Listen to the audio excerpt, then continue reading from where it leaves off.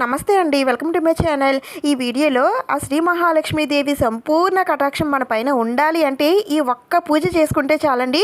అదే దీపావళి అర్ధరాత్రి పూజ. అర్ధరాత్రి సమయంలో ఆ అమ్మవారికి ఆహ్వానం పలికి పూజ చేసుకుంటే చాలు, ఆ అమ్మవారు మన వెంటే ఉండి మనకి అష్టైశ్వర్యాలని కురిపిస్తుంది. ఫలితం మాత్రం చాలా అద్భుతంగా ఉంటుందండి. ఏ పూజకి కూడా నేను ఇంత గట్టిగా ఎప్పుడు చెప్పలేదు, కానీ ఈ పూజకి మాత్రం నేను ఖచ్చితంగా చెప్తానండి. ఎందుకంటే ఈ పూజ చేసుకున్నప్పటి నుంచి కూడా మాకు ఫైనాన్షియల్ ప్రాబ్లమ్స్ అంతగా లేవనే చెప్పాలండి. మరి కోట్లకి పడగలెత్తుతారని ఉన్నది లేనిది చెప్పే వాళ్ళకన్నా మన అవసరానికి మన చేతులకి ఆ అమ్మ ఏదో విధంగా డబ్బుని సమకూరిస్తే చాలు కదండి. ఆ విధంగా మనకి డబ్బు సమస్య లేకుండా ఉన్న దాంట్లో ఎంతో తృప్తిగా సంతోషంగా ఉంటాము. అందుకని నమ్మకం ఉన్నవారు ప్రతి ఒక్కరు కూడా ఈ పూజ చేసుకోవడానికి ప్రయత్నించండి. అయితే ఇంతటి విశేషమైనటువంటి ఈ అర్ధరాత్రి పూజ ఎప్పుడు చేయాలి, ఎవరు చేయాలి, ఎలా చేయాలి, ఏ సమయానికి చేయాలి, ఈ పూజ చేసుకోవడానికి ఏదైనా ఆచారం మానవాయితీ ఉండాలా, ఒక సంవత్సరం చేస్తే ప్రతి సంవత్సరం చేయాలా, ఈ పూజ రాత్రి వేళల్లో చేస్తాం కాబట్టి రాత్రిపూట పడుకోకూడదా, జాగరణ చేయాలా, అర్ధరాత్రి వరకు ఉపవాసం ఉండాలా, ఇంతకీ ఈ పూజ ఎక్కడ చేయాలి, సాయంత్రం దీపావళి పూజ చేసుకునే పీఠం పైన ఈ పూజ చేసుకోవచ్చా, పూజలో పెట్టుకున్న అమ్మవారిని కదిపేసి ఈ పూజలో పెట్టుకోవచ్చా, ఒకవేళ అమ్మవారి విగ్రహం ఒకటే ఉన్నట్లయితే మరి ఈ అర్ధరాత్రి పూజలో అమ్మవారిని ఎలా పెట్టుకోవాలి, అర్ధరాత్రి వేళల్లో నైవేద్యాలు ఏం వండాలి, ముఖ్యంగా అందరికీ ఉన్న పెద్ద సందేహం అమ్మవారి పీఠాన్ని ఎప్పుడు కదపాలి, అర్ధరాత్రి లక్ష్మీదేవి పూజ 20వ తేదీన చేసుకోవాలా లేదంటే 21వ తేదీన చేసుకోవాలా, పూజా సమయాలతో పాటుగా ఇలాంటి ఎన్నో సందేహాలు ఈ వీడియోలో క్లియర్ చేస్తానండి. వీడియోని ఎక్కడ కూడా స్కిప్ చేయకుండా మొత్తం చూడటానికి అయితే ట్రై చేయండి. వీడియో మొత్తం మీకు చాలా బాగా యూజ్ అవుతుంది, అలాగే నచ్చుతుంది కూడా. ముందుగా ఒక చిన్న లైక్ అయితే చేయండి. మీ లైక్ నాకు ఎంతో సపోర్ట్ని ఇస్తుంది, అలాగే ఈ వీడియో మరికొందరికి రీచ్ అయ్యేటట్టు కూడా చేస్తుంది. నేను ఇంతకు ముందే దీపావళి లక్ష్మీదేవి పూజ సాయంత్రం వేళల్లో ఎలా చేసుకోవాలనేది వీడియో పెట్టానండి. ఆ వీడియో కూడా చాలా మంది చూస్తున్నారు, మీకు కూడా ఉపయోగపడుతుందేమో, ఒక్కసారి చూసేయండి. అలాగే మీ ఫీడ్బ్యాక్ని నాకు అందివ్వండి. ఇంకా వీడియోని అయితే స్టార్ట్ చేసేద్దాం. పూజ అయితే చాలా సింపుల్గా ఉంటుందండి, కానీ ఫలితం మాత్రం కొండంత ఉంటుంది. ఈ దీపావళి అర్ధరాత్రి పూజ సరిగ్గా అర్ధరాత్రి వేళల్లో అమావాస్య గడియలు ఉన్నప్పుడు మాత్రమే చేయాలండి. మనకి అమావాస్య అనేది 2025 అక్టోబర్ 20వ తేదీన మధ్యాహ్నం 1:37 ప్రారంభమై అక్టోబర్ 21వ తేదీన సాయంత్రం 4:03 వరకు ఉంటుందండి. దాని పరంగా చూసుకున్నట్లయితే మనకి 20వ తేదీన అర్ధరాత్రి వేళల్లో మనకి అమావాస్య గడియలు అయితే ఉంటున్నాయండి. అందుకని ఈ అమావాస్య అర్ధరాత్రి పూజ కూడా 20వ తేదీన రాత్రి అర్ధరాత్రి వేళల్లో ఈ పూజ చేసుకోవాలండి.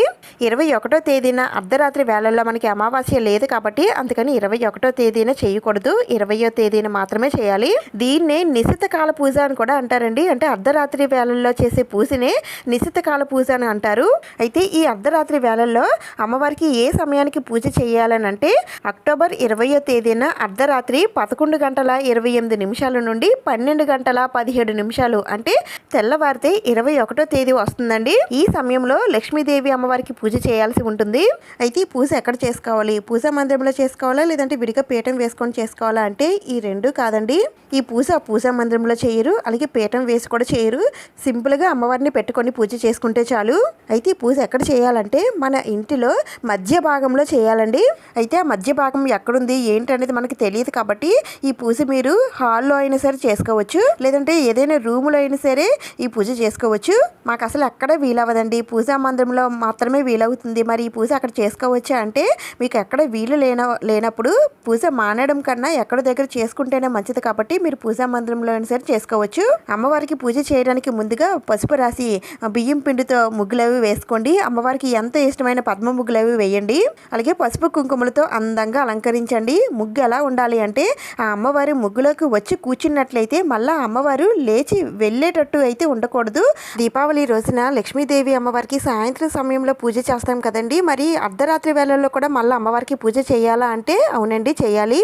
ఎందుకంటే ఈ దీపావళి అమావాస్య రోజున అర్ధరాత్రి సమయాల్లో అమ్మవారిని గనక పూజిస్తే ఆ అమ్మవారి కటాక్షం అనేది అతి శీఘ్రంగా కలుగుతుందండి. అందుకనే ఈ రోజున అర్ధరాత్రి వేళల్లో అమ్మవారికి స్వాగతం పలుకుతూ మార్వాడీసు ఈ పూజనైతే చాలా గ్రాండ్గా చేసుకుంటారండి. పూజలో వాళ్ళు కొనుక్కున్న బంగారం డబ్బులు అన్నీ కూడా తీసుకొని వచ్చి పూజలో పెట్టుకొని అమ్మవారిని ఎంతో ఘనంగా పూజనైతే చేసుకుంటారు. అందుకే వారు ఎక్కువ వ్యాపారాల్లో లబ్ధి పొందుతూ అష్టైశ్వర్యాలు సిరి సంపదలతో కలిగి ఉంటారండి. అందుకని ఈ పూజ చాలా పవర్ఫుల్ కాబట్టి ఈ పూజని వారు ఎట్టి పరిస్థితుల్లో మిస్ చేసుకోరు. అయితే మనం అంతా చేయలేకపోయినప్పటికీ కూడా మనకున్న శక్తిని బట్టి భక్తి శ్రద్ధలతో పూజనైతే చేసుకోవచ్చు. అందుకని అర్ధరాత్రి వేళల్లో ఈ విధంగా మీరు పసుపు రాసి ఇలా అమ్మవారికి ఇష్టమైన పద్మం ముగ్గులు అవి వేసుకోండి. ముగ్గు వేసుకున్న తర్వాత ముగ్గుకు చుట్టూ అయితే డిజైన్ అయితే పెట్టుకోండి. మీరు చుట్టూ డిజైన్ పెట్టుకున్నా పర్వాలేదు, లేదంటే 4 వైపులా డిజైన్ పెట్టుకున్నా సరిపోతుంది. అంటే ఆ ముగ్గుని మనం బంధనం చేయాలి. ఎందుకంటే ఆ ముగ్గు కూడా అమ్మవారికి నివాస స్థానం కాబట్టి వచ్చిన అమ్మవారిని వెళ్ళనివ్వకుండా భావించి ఇలా బంధనం అయితే చేస్తారు. మరి సాయంత్రం వేళల్లో లక్ష్మీదేవి అమ్మవారిని మనం పూజిస్తాం కదండి. మరి అదే పీఠం పైన అర్ధరాత్రి వేళల్లో మళ్ళీ అమ్మవారికి పూజ చేసుకోవచ్చా అంటే ఈ పూజ ఇంటి మధ్యలో కానీ హాల్లో కానీ చేసుకుంటే మంచిదండి. మీకు అలాంటి అవకాశాలు ఏమీ లేవండి అని అనుకుంటే మీరు సాయంత్రం చేసిన పూజాపీఠం పైనే అమ్మవారికి పూజనైతే చేసుకోవచ్చు. అయితే ఈ పూజ చేసుకోవడానికి ఏదైనా ఆచారం ఆనవాయితీ ఉండాలా, లేదంటే ఎవరైనా చేసుకోవచ్చా అంటే ఎవరైనా సరే చేసుకోవచ్చండి. దీనికి ఆనవాయితీతో పని అది ఏమీ లేదు. మనకి లక్ష్మీదేవి కటాక్షం కలగాలి, మనకి డబ్బులకి కొరత లేకుండా ఉండాలని అనుకుంటే తప్పకుండా ఈ సమయంలో అమ్మవారిని అయితే పూజించండి. మేము ఇంతవరకు ఎప్పుడు చేయలేదండి, మరి కొత్తగా స్టార్ట్ చేయవచ్చా? ఇలా స్టార్ట్ చేస్తే ప్రతి సంవత్సరం తప్పనిసరిగా చేయాలని అంటే మీరు ఇంతవరకు ఎప్పుడు చేయకపోయినా కొత్తగా స్టార్ట్ చేయాలనుకున్న వారు కొత్తగా స్టార్ట్ చేసుకుని పూజనైతే చేసుకోవచ్చండి. ఒక సంవత్సరం చేస్తే ప్రతి సంవత్సరం చేయాలని అయితే ఏమీ లేదు, కానీ ఒక్క సంవత్సరం చేసి చూడండి, ఆ రిజల్ట్ ఎలా ఉంటుందనేది మీకే తెలుస్తుంది. దాన్ని బట్టి నెక్స్ట్ ఇయర్ మీరే చేయకూడదు అనుకున్నా సరే చేసేటట్టుగా అమ్మవారు చేస్తుంది. ఎందుకంటే ఈ పూజ నుండి వచ్చే రిజల్ట్ మనకి చాలా బాగా కనిపిస్తుందండి. ఎందుకంటే మనకి ఎక్కువగా ఆర్థిక సమస్యలు ఉన్నా సరే అవన్నీ తగ్గుముఖం పడతాయండి. మన చేతిలో డబ్బులు వచ్చినట్టు వచ్చి జారిపోవడం లాంటివన్నీ కూడా తగ్గుతాయి. మనకి ఎవరైనా డబ్బులు ఇచ్చేవాళ్ళు డబ్బులు ఇవ్వకపోవడం లాంటివి ఉన్నా సరే అవన్నీ కూడా సెట్ అయిపోతాయి. మనకి ఇంట్లో అనవసరమైన ఖర్చులు కూడా తగ్గుతాయండి. మనకి అనుకోకుండానే ధనలాభం అనేది కలుగుతుంది. మరీ అంత కోట్లకి పడగలెత్తుతామని అయితే నేను చెప్పలేనండి, కానీ మన అవసరాలకి సరిపడా డబ్బులు అయితే వస్తాయండి. ఒకరిని అప్పడకుండా ఒకరి దగ్గర చేయి చాచకుండా మాత్రం మన డబ్బులతోటే మనం తినగలుగుతాము, ఆరోగ్యంగా ఉండగలుగుతాము. ఈ పూజ చేసేటప్పుడు ఇంట్లో ఉన్న వాళ్ళందరూ కూడా మెలకువగానే ఉండాలనంటే ఏమీ అవసరం లేదండి. ఇంట్లో చిన్నపిల్లలు పెద్దలు అందరూ ఉంటారు కాబట్టి వాళ్ళని పడుకోనివ్వండి. పూజ చేసేవారు మీరు మాత్రం మెలకువగా ఉండి ఈ పూజనైతే చేసుకోండి. అయితే ఈ పూజ చేయడానికి ముందుగా మళ్ళీ తలస్నానం అది చేయాలా అంటే అవసరం లేదండి. ఎలాగో మనం సాయంత్రమే లక్ష్మీదేవి అమ్మవారికి పూజ చేయడానికి స్నానం అది చేస్తాం కాబట్టి ఇప్పుడైతే స్నానం చేయనవసరం లేదు. కాళ్ళు చేతులు ముఖం నోరు కొడుక్కొని వచ్చి మీరు పూజనైతే చేసుకోవచ్చు. ఒకవేళ మీరు ఈ పూజ చేయడానికి ముందుగానే మీరు నిద్రపోయినట్లయితే కంఠ స్నానం చేసి వచ్చి పూజనైతే చేసుకోండి. అయితే ఈ పూజ చేసే రూమ్లో ఎవరు పడుకోకుండా ఉండేలా చూసుకోండి. అయితే మాకు ఉండేది ఒక రూమేనండి. ఈ రూమ్లోనే మేము పడుకుంటాము, ఈ రూమ్లోనే పూజ చేసుకుంటాము. మరి మేము అలా చేసుకోవచ్చా అంటే ఆ అమ్మవారికి అన్నీ తెలుసండి. మీరు పడుతున్న ఇబ్బందులు సమస్యలు అన్నీ కూడా తెలుసు కాబట్టి మీకున్న ప్రదేశంలోనే మీరు పూజనైతే చేసుకోండి. అయితే ఈ పూజ చేసుకోవడానికి సొంత ఇల్లే అయి ఉండాలా, రెంట్ హౌస్లో చేసుకోకూడదా అని చాలామంది కామెంట్స్ అయితే పెడుతున్నారండి. అది ఏమీ లేదండి. మనది సొంత ఇల్లు అయినా రెంట్ ఇల్లు అయినా ఇల్లే కదండి. మీరున్న ప్రదేశం ఏదైనప్పటికీ కూడా మీరు పూజనైతే చేసుకోవచ్చు. అయితే ఈ పూజ మనం మధ్యలో చేస్తాం కదండి. మరి అమ్మవారి ఫోటో కానీ విగ్రహాన్ని కానీ ఎటువైపు పెట్టుకోవాలి అంటే ఏ దిక్కు వైపు చూస్తున్నట్టుగా పెట్టుకోవాలని అంటే మన ఇంట్లో ఉండే దేవుడు మందిరాలైనా లేదంటే దేవుడి ఫోటోలైనా లేదంటే మనం ఏ పూజ చేసినా సరే తూర్పు వైపుగా ఉన్న దేవుళ్ళని చూసే విధంగా పెట్టుకుంటామండి. అలానే ఇక్కడ కూడా పెట్టుకోవాలి. అంటే తూర్పు వైపున అమ్మవారి విగ్రహం పెట్టినట్లయితే ఆ అమ్మవారు పడమరని చూస్తున్నట్టుగా ఉండాలండి. మనమైతే పడమర వైపు కూర్చుంటే తూర్పు వైపు ఉన్నటువంటి అమ్మవారిని చూస్తున్నట్టుగా ఉండాలి. ఈ విధంగా అయితే అమ్మవారిని పెట్టుకోవాలండి. అయితే ఈ పూజ ఆడవారు చేయాలా మగవారు చేయాలా ఇంట్లో ఎవరు చేయాలనంటే ఎవరైనా సరే చేయొచ్చండి. ఇంట్లో ఉన్న వాళ్ళందరూ కూడా కలిసి చేసుకుంటే మరీ మంచిది. కానీ ఇది అర్ధరాత్రి వేళ కాబట్టి ఎవరైనా సరే ఒక్కరు చేసుకున్నా సరిపోతుంది. దీపావళి అమావాస్య రోజున సాయంత్రం వేళల్లో లక్ష్మీదేవి అమ్మవారికి పూజనైతే చేయలేదండి. మరి రాత్రి వేళల్లో ఈ అర్ధరాత్రి అమావాస్య లక్ష్మీ పూజ చేసుకోవచ్చా అంటే సాయంత్రం పూజ చేసుకున్న తర్వాత రాత్రి వేళల్లో అమ్మవారిని పూజిస్తే మంచిదండి. ఒకవేళ ఏదైనా కారణాల చేత మీరు సాయంత్రం పూజ చేసుకోలేకపోయాము, మాకు రాత్రి వేళ ఒకవేళ మాత్రమే వీలు కుదిరిందని అనుకుంటే చేసుకోవచ్చు. అయితే ఈ పూజ చేయడానికి ఉపవాసం ఏమైనా ఉండాలా అంటే అవసరం లేదండి. మీరు సాయంత్రం సమయంలో లక్ష్మీదేవి అమ్మవారికి పూజ చేసిన తర్వాత మీరు భోజనం అయితే చేసేవచ్చండి. ఎందుకంటే ఈరోజు అసలు దీపావళి పండగ కాబట్టి ఎన్నో స్వీట్స్ పిండి వంటలు అన్నీ కూడా తయారు చేసుకుంటాం కదా. మీరు కావాల్సింది మీరు తినచ్చు. ఉపవాసం అయితే ఏమీ అవసరం లేదండి. కానీ మనం ఇది అర్ధరాత్రి పూజ చేస్తాం కాబట్టి దానికన్నా ముందుగా మీరు ఏమీ తినకుండా ఉండి స్నానం చేసి వచ్చి పూజ చేసుకుంటే సరిపోతుందండి. అయితే ఈ పూజ చేసేటప్పుడు తప్పనిసరిగా ద్వారబంధం దగ్గర దీపాలు అయితే వెలుగుతూ ఉండాలండి.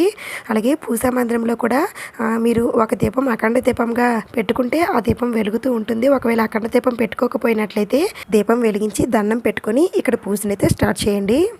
నేనైతే ముగ్గు పూర్తి చేసేసానండి.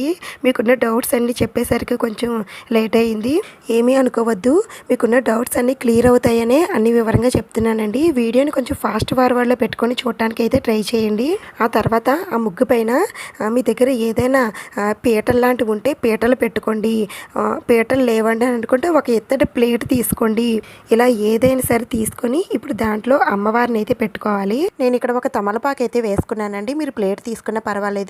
ఇప్పుడు దీనిపైన అమ్మవారిని అయితే ఉంచుకోవాలి. మీ దగ్గర సపరేట్గా ఒక లక్ష్మీదేవి అమ్మవారు ఉంటే పెట్టుకోండి. అయితే మనం సాయంత్రం పూజలు అమ్మవారిని అయితే పెట్టాం కదండి, మరి అమ్మవారిని తీసుకొని వచ్చి పెట్టుకోవచ్చు అంటే అలా పెట్టకూడదండి. సపరేట్గా ఉన్న అమ్మవారిని మాత్రమే పెట్టాలి. ఒకవేళ అలాంటి అమ్మవారి విగ్రహాలు అవి ఏమీ లేకపోయినట్లయితే మీ దగ్గర కామాక్షి దీపాలు కానీ గజలక్ష్మి దీపాలు లక్ష్మీ దీపాలు లాంటివి ఏవైనా ఉంటే పెట్టుకొని ఆ దీపంలోనే అమ్మవారు ఉన్నట్టుగా భావించి మీరు ఆ దీపానికి పూజ అనేది చేసుకోవచ్చు. మీకు చూపించడం కోసం ఇక్కడైతే ఈ విధంగా చూపిస్తున్నాను. ఈ దీపంలోనే నేను పసుపు కొమ్ములు ఉంచుకొని నేను అమ్మవారిని అయితే పెట్టుకున్నాను. లేదంటే ఒక పసుపు ముద్ద చేసుకునేనా సరే మీరు పూజలో పెట్టుకొని పూజను అయితే చేసుకోవచ్చండి. లేదంటే శ్రీఫలం కానీ 1 రూపీ కానీ ఇలా ఏవైనా సరే మీరు పూజలో పెట్టుకొని పూజను అయితే చేసుకోవచ్చు.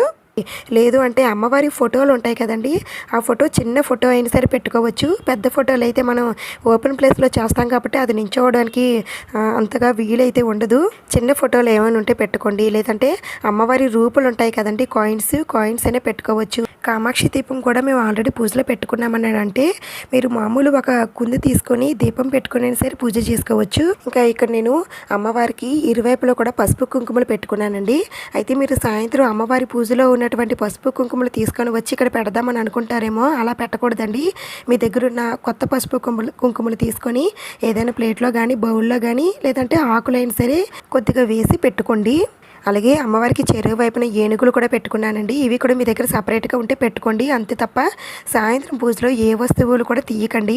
అలా సపరేట్గా ఏనుగులు మా దగ్గర లేవండి అని అనుకుంటే 2 పసుపు ముద్దలు చేసుకొని అమ్మవారికి ఇరువైపులా పెట్టుకోవచ్చు. ఇంకా మీ దగ్గర ఉన్న పువ్వులతో అమ్మవారిని అందంగా అలంకరించుకోండి. అవి సువాసనభరితమైన పువ్వులైతే ఇంకా మంచిది. ఇంకా అమ్మవారి పూజలో ముఖ్యంగా 5 దీపాలు అయితే పెట్టుకోవాలండి. 5 దీపాల నుండి మీరు ఎన్ని దీపాలైనా సరే పెట్టుకోవచ్చు. నేను ఇక్కడ అమ్మవారికి చుట్టూ పెట్టుకుంటున్నానండి. మీరు 5 పెట్టుకోవచ్చు, లేదంటే ఈ విధంగా అమ్మవారికి చుట్టూ కూడా పెట్టుకోవచ్చు. అయితే ఇవి మీరు ఇత్తడి కుందులైనా వెండి కుందులైనా లేదంటే మట్టి ప్రమిదల్లో అయినా సరే దీపారాధన చేయవచ్చు. దీపావళికి మీరు తీసుకున్న కొత్త ప్రమిదలు అయితే ఉంటాయి కదండి, కొత్త ప్రమిదల్లో దీపారాధన చేస్తే మంచిది.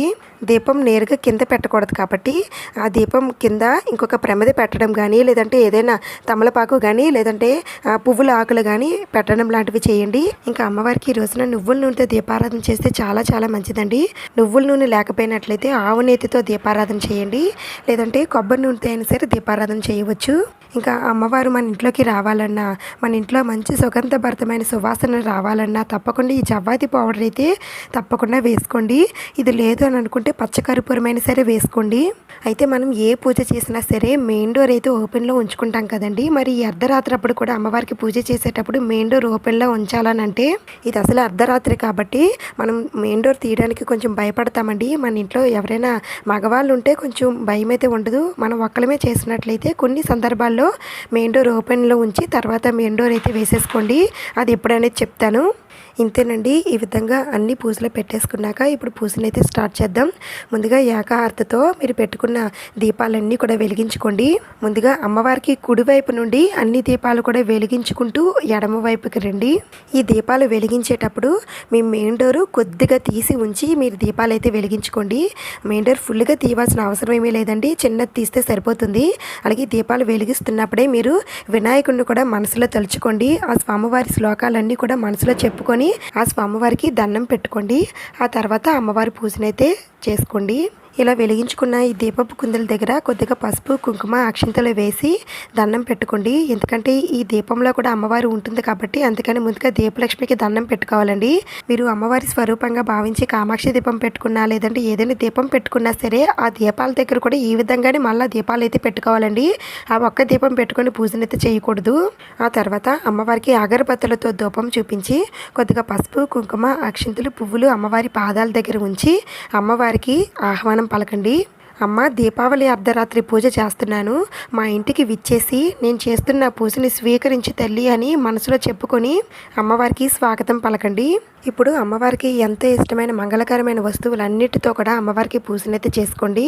అమ్మవారి స్తోత్రాలు అలాగే అష్టోత్తరాలు ఇంకా శ్రీ సూక్తం కనకదార స్తోత్రాలు సహస్రనామాలు ఇలా మీకు ఏది వస్తే అవన్నీ కూడా చదువుకుంటూ అమ్మవారికి ఇష్టమైన తామర గింజలతో కానీ లక్ష్మీ గవ్వలు గోమతి చక్రాలు పసుపు కొమ్ములు వీటన్నిటితో కూడా అమ్మవారికి పూజనైతే చేసుకోండి. అయితే వీటన్నిటితో కూడా మేము సాయంత్రం అమ్మవారిని పూజించామండి, మా దగ్గర ఏమీ లేవని అనుకుంటే ఏమీ పర్వాలేదండి. అమ్మవారికి ఎంతో ఇష్టమైన కుంకుమతో పూజ చేసుకోవచ్చు, అక్షతలతో పూజ చేసుకోవచ్చు, పువ్వులతో కూడా పూజ చేసుకోవచ్చు.